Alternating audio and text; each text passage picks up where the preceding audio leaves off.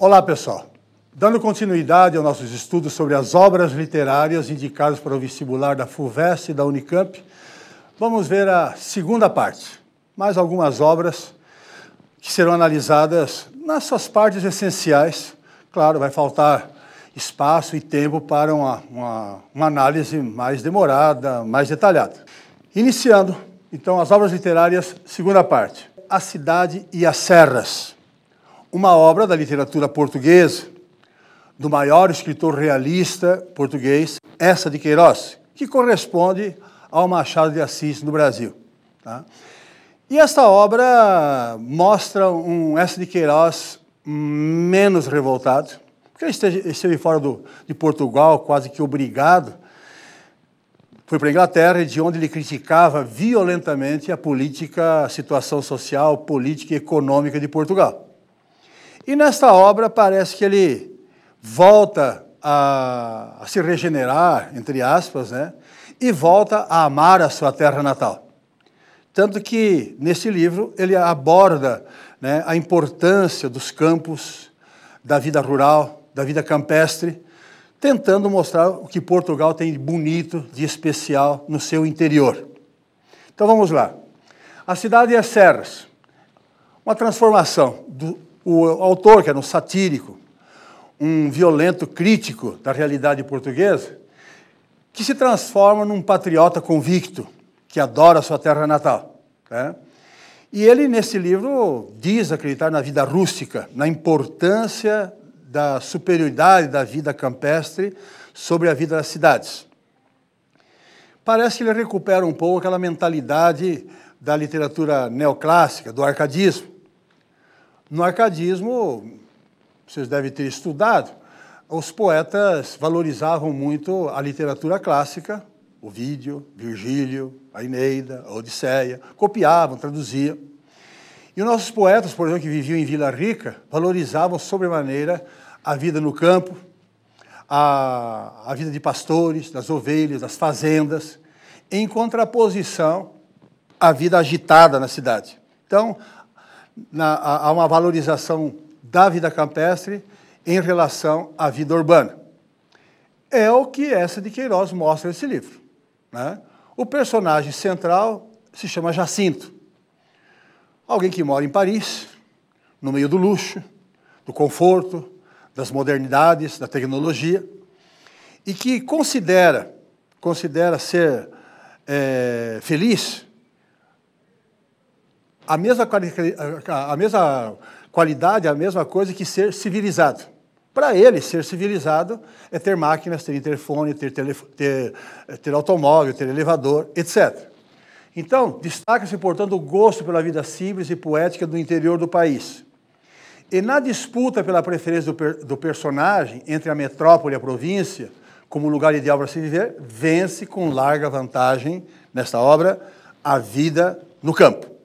O narrador da história é um amigo do Jacinto, chamado Zé Fernandes, que vem do interior para Paris e recebe do Jacinto quase uma lição de moral, mostrando as excelências da vida urbana, como é importante viver no convívio social, como é importante o conforto, como é importante o progresso, o desenvolvimento. E aí o José Fernandes, numa outra visita, começa a perceber que o Jacinto passa a ficar meio enojado, meio tedioso com todo aquele conforto, com toda aquela vida de progresso e de desenvolvimento. É nessa sequência de José Fernandes visitando o amigo e tentando convencê-lo a mudar de vida, que se desenvolve o enredo. José Fernandes convence, inclusive, o Jacinto, ou o aconselha a sair um pouco da cidade. E o Jacinto então concorda em ir para o interior da Espanha, umas terras altas que eles chamam, para experimentar um pouco da vida campestre. E nessa visita ao interior é que vai se transformar a mentalidade e os conceitos de Jacinto sobre a civilização e o progresso. Vejamos. A respeito da obra A Cidade e as Serras, de Eça de Queiroz, avalie as seguintes afirmações. Em Paris, a filosofia de vida do protagonista Jacinto, conforme o narrador e amigo Zé Fernandes, resumia-se na ideia de que o homem só é superiormente feliz quando é superiormente civilizado. Claro, entendendo que civilização é sinônimo de cidade grande, máquinas de progresso, fonógrafo, telefone, milhares de ruas, barulhos de veículos, multidões de pessoas. Então veja que o conceito de civilização para Jacinto já envolve o conforto da cidade. Ele não supõe que no interior houvesse também, a seu modo, uma civilização mais pessoal. Para ele, civilização era o progresso exterior. Nessa questão, a primeira afirmação está correta. É a afirmação filosófica, o princípio de vida do Jacinto. Segundo, Jacinto vai perdendo a credulidade. Seu viver faustoso, luxuoso, se torna bocejante, impregnado de um tédio espesso e irremediável.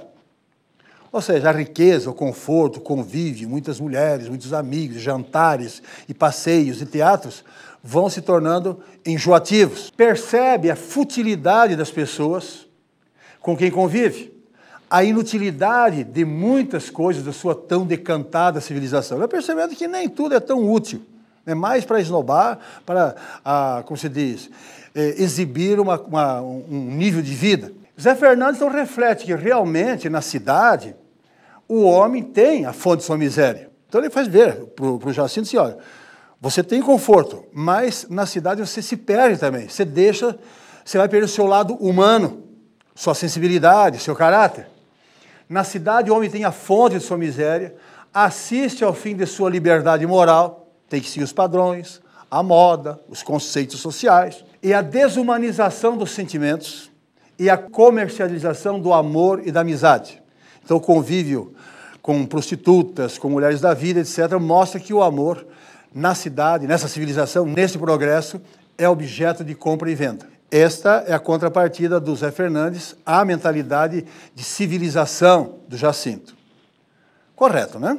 Terceiro, em companhia do amigo Zé Fernandes, Jacinto resolve fazer uma visita à sua província natal, no interior da Espanha. Carregou para o campo o que pôde dos benefícios do progresso. Então ele fez assim, uma bagagem enorme. Ele carregou tudo que podia levar de conforto da civilização para o sítio, para o interior. Encaixotou camas de penas, banheiras, cortinas, divãs, tapetes, livros. Despachou tudo para poder enfrentar com conforto um mês nas serras, de onde ele vai voltar novamente entusiasmado pelos confortos e prazeres da civilização. Na verdade, ele tentou levar todos esses confortos da civilização para o interior. Acontece que numa determinada estação de trem da viagem, a bagagem dele foi extraviada.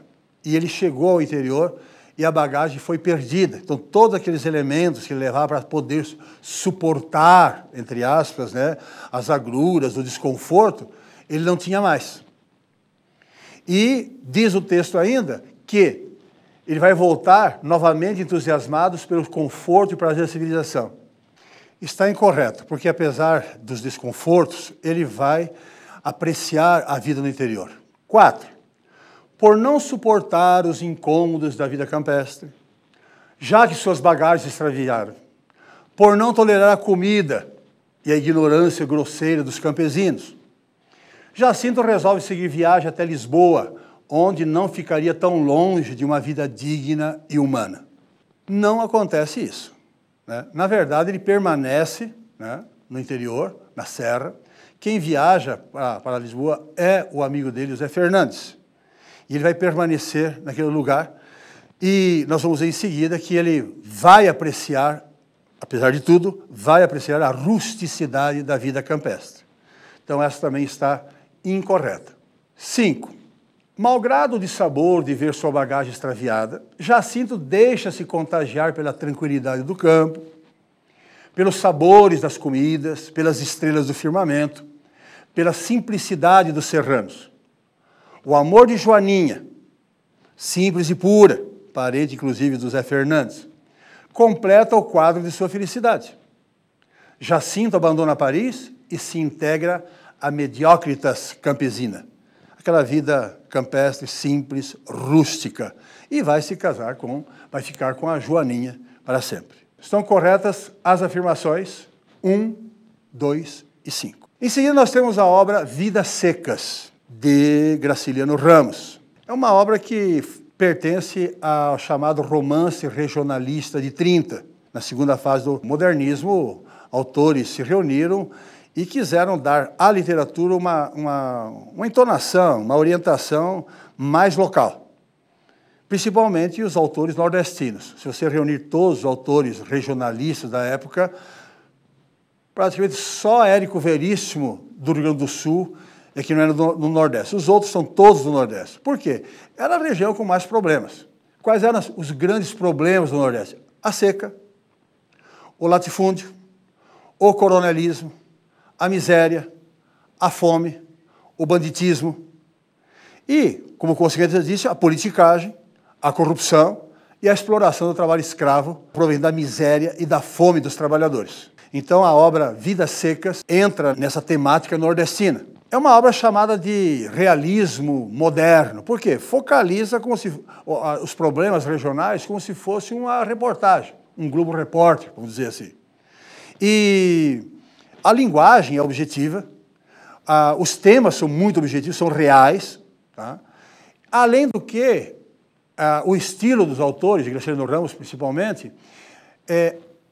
adota algumas características do naturalismo, como, por exemplo, a influência do meio, a seca, a falta de comida, transformam pessoas comuns, pessoas decentes, em pessoas subnutridas, mentalmente pobres, quase mudas, porque não sabem falar, totalmente analfabetas. Então, há uma influência do meio, das circunstâncias, na personalidade dos personagens. Isso seria uma característica do naturalismo, o homem produto do meio. Além disso, a miséria, a fome, o subdesenvolvimento fazem com que as pessoas se tornem meio embrutecidas, meio animalizadas. O pobre Fabiano se acha um bicho. Você é um bicho, Fabiano. Um cabra, sabe? Então, essa animalização também é uma influência da literatura, da literatura naturalista, que é a influência do meio sobre o temperamento dos personagens. No livro Vidas Secas, nós temos 13 capítulos. Você pode ler os capítulos aleatoriamente, porque cada capítulo tem um título, a Cadeia, a Cachorra-Baleia, Fabiano, Sim a Vitória, Os Meninos, sabe? O Soldado Amarelo. Então, são histórias estanques, mas que têm uma ligação, que é a trajetória da família do Fabiano, com a Sim Vitória e os meninos, né, através da Caatinga, até acharem um lugar para ficar, para poderem sobreviver. Então, textos meio autônomos que se interligam por essa trajetória. O narrador enfoca como observador onisciente os modos de ser, os dramas íntimos, o embrutecimento, a revolta surda e impotente e as condições subhumanas de vida daqueles personagens. Existem poucos personagens. São pessoas caladas, ficam ruminando seus dramas, ficam pensando sozinhos, porque eles não têm muita comunicação. São poucos personagens para dar a ideia também de que o ambiente é desértico, quase não tem gente morando. Então, a solidão da Caatinga é outro ambiente, é outro fator que determina essa exiguidade de personagens. Tá? E a passagem calada, em silêncio, por aquela paisagem desértica, mostra também, reflete um pouco também do deserto que é a vida deles. Por isso nós podemos dizer que Vidas Secas envolve, por exemplo, a secura, a aridez mental, a aridez do relacionamento.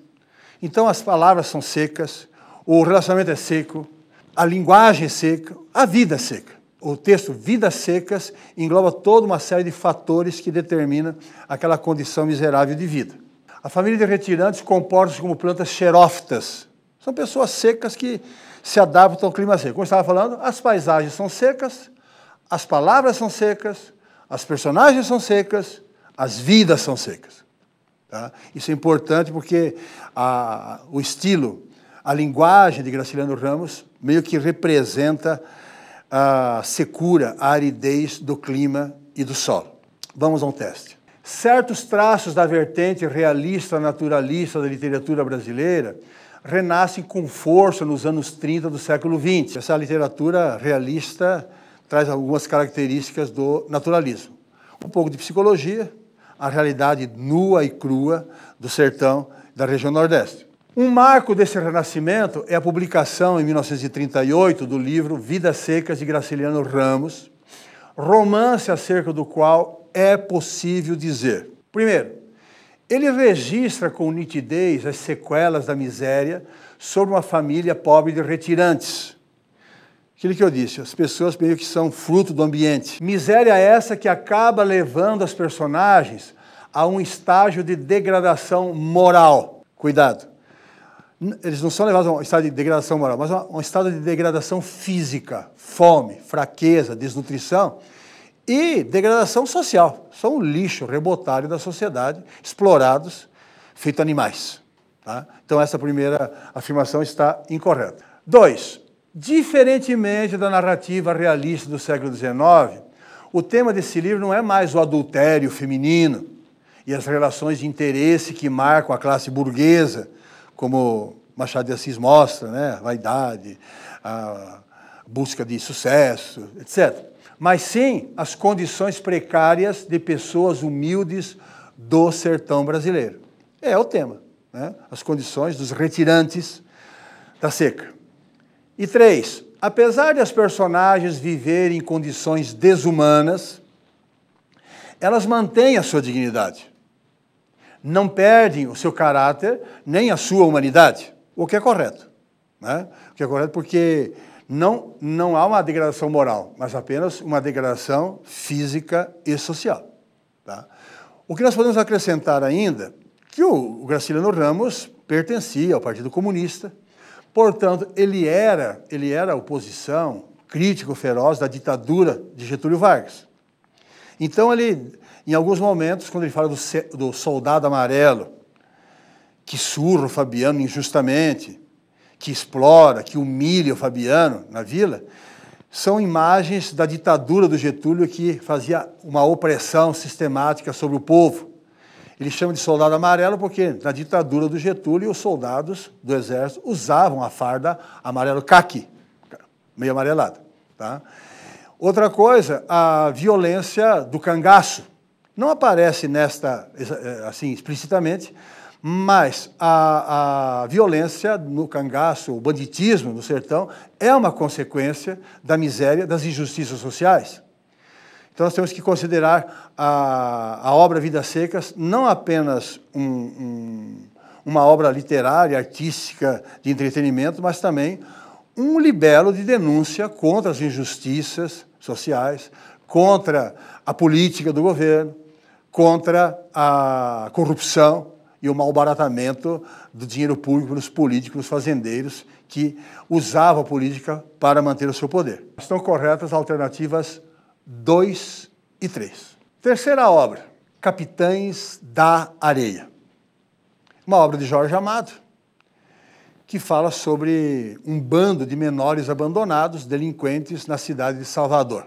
Jorge Amado continua sendo um dos maiores escritores brasileiros, mais lidos, mais vendidos e maior sucesso. Boa parte das obras dele foi transformada em filmes, em séries, em novelas de televisão.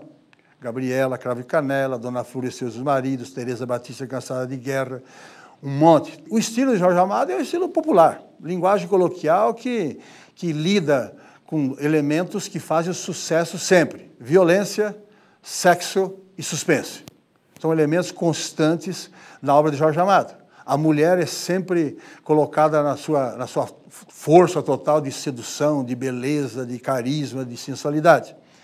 E por isso Jorge Amado continua sendo um dos autores, né, mais lidos, mais cultuados da literatura brasileira. Esse tema, Capitães da Areia, imagina, são 100 crianças, menores de 14, 15, 16 para baixo, que vivem embaixo daqueles trapiches abandonados no cais de Salvador. Eles fizeram uma caverna na areia e lá eles vivem.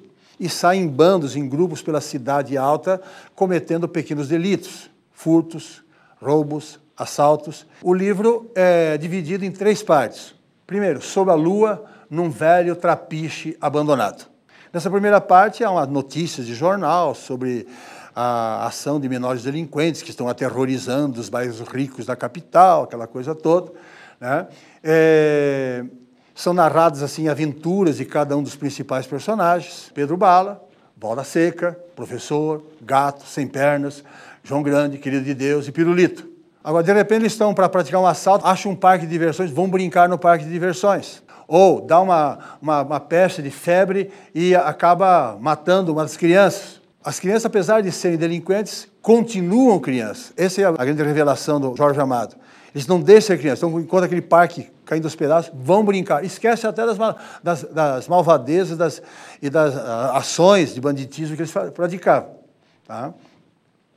Fala-se sobre o padre José Pedro, que tenta ajudar as crianças. As autoridades não permitem isso, porque acham que as crianças são bandidos e o trabalho do padre José Pedro é meio bloqueado pelas autoridades. Na segunda parte, Noite da grande paz dos teus olhos. Aqui é uma parte bem romântica, porque aparece uma menina, a única menina do bando é incorporada, Dora, menina de seus 12, 13 anos. E aí aquele auê, a molecada, todos querendo ter a Dora, querem forçá-la a ser de um ou de outro. Sobre a sexualidade, o Pedro Bala, que é o chefe, proíbe o homossexualismo, embora haja casos de homossexualismo no bando. Os meninos, muitos deles andam, como se diz, praticando sexo com as meninas na praia. Tem um deles que é sustentado por uma prostituta. Então, o lado assim erótico, sexual, também é explorado por Jorge Amado. E a Dora, de maneira muito hábil, muito inteligente, ela vai controlando, vai demovendo aqueles guris do desejo de possuí-la à força. E aos poucos ela vai se impondo pela sua personalidade e se torna uma irmã para eles, quase uma mãe, né? Só que, nesse ponto, o Pedro Bala, que é o chefe, né, se apaixona por ela. E outro rapaz, mais instruído, que gostava de ler, etc., o tal do professor, também se apaixona por ela. De amor e paixão nesse submundo das crianças. Quando a Dora começa a praticar os crimes com os meninos, ela é presa, junto com o Pedro Bala. E aí há uma descrição das torturas que as crianças sofrem nos orfanatos, nos presídios menores, nas casas de correção. Eles arrebentam com as crianças. Inclusive, quando o Pedro Bala e a Dora saem, eles estão muito assim, debilitados, machucados, doentes. A Dora está com uma febre altíssima. E é nesse ponto em que acontece a relação dos dois na areia da praia. Então, a paixão surge, o Pedro Bala e a Dora se envolvem, né, fisicamente. E logo em seguida, a Dora morre. Tem um lado romântico e um lado trágico da ação. E a terceira parte, a Canção da Bahia, a Canção da Liberdade. E aqui o Jorge Amado faz longamente uma explanação de como o bando vai se desfazendo, mostrando o destino de cada um dos personagens, né? O bando vai se dispersando. O Pedro Bala, cujo pai era sindicalista, de fazer greves, piquetes, vai seguir o mesmo caminho do pai, né? E outros, cada qual vai seguir a sua vocação. Um vai ser pintor, outro vai ser cangaceiro, outro vai para o seminário e vai ser padre. Então, há o destino, a apresentação do destino de cada um dos principais membros do grupo. E assim termina a obra do Jorge Amado, Capitães da Areia. Teste. Por caminhos diferentes, tanto Pedro Bala, de Capitães da Areia, de Jorge Amado, quanto o Operário da Construção, do conhecido poema Operário em Construção, de Vinícius de Moraes, passam por processo de aquisição de uma consciência política, expressão do próprio Vinícius. O Pedro Bala e o Operário em Construção, de Vinícius de Moraes, naquela famosa canção, tem um processo de mudança política, tá? O contexto dessas obras indica também que essa conscientização leva ambos no que eles se tornam? A partir da conscientização política e social desses personagens. Primeiro, os levam à exclusão social, que arruína precocemente suas promissoras carreiras profissionais. Não. Eles se tornam outra coisa, não é a exclusão social. Sublimação intelectual do ímpeto revolucionária, motivada pelo contato com estudantes. Eles vão ser intelectuais revolucionários? Não. Vão se tornar títeres, meros títeres, bonecos manipulados por partidos políticos e oportunistas? Não, a conscientização deles vai levá-los a serem líderes, vai levá-los à luta em associação com seus pares de grupo ou de classe social contra a ordem vigente. Tanto o Pedro Bala como o personagem de Operário em Construção vão se envolver em movimentos sociais. Cumplicidade com criminosos está incorreta. Então a resposta é a letra D de dado. E finalmente, uma obra poética, Sentimento do Mundo, de Carlos Drummond de Andrade. Esta obra é a terceira ou quarta obra dele, escreveu na mesma época de A Rosa do Povo. Foi uma fase em que o Carlos Drummond de Andrade assumiu, assim, na poesia, uma atitude engajada, política e social. Tá? Ele parte para... Foi uma época em que tinha terminado a Primeira Guerra Mundial, foi uma época em que já estavam se agitando as políticas e os governos se encaminhando para uma segunda grande guerra, e ele... Aí tem o nazifascismo, tem as torturas, no Brasil tem a ditadura de Vargas, tem Mussolini na Itália, tem Hirohito no Japão, tem Hitler na Alemanha. Então há todo um cinturão de ditaduras pelo mundo. Drummond justamente se coloca contra essas ditaduras em favor da paz e da democracia. Então o Sentimento do Mundo, escrito na fase em que o mundo se recuperava da Primeira Guerra Mundial e em que já se encontrava iminente a Segunda Grande Guerra, com a imposição do Estado Novo de Getúlio, Vargas e o crescimento de Getúlio Vargas e o crescimento do nazifascismo, percebe-se em Drummond a luta, a contestação pela palavra das atrocidades que o mundo parecia aceitar. Ele começa a ser contra, parece que o mundo todo está calado assistindo passivamente à violência. E ele escreve: tudo acontece, menina, e não é importante, menina.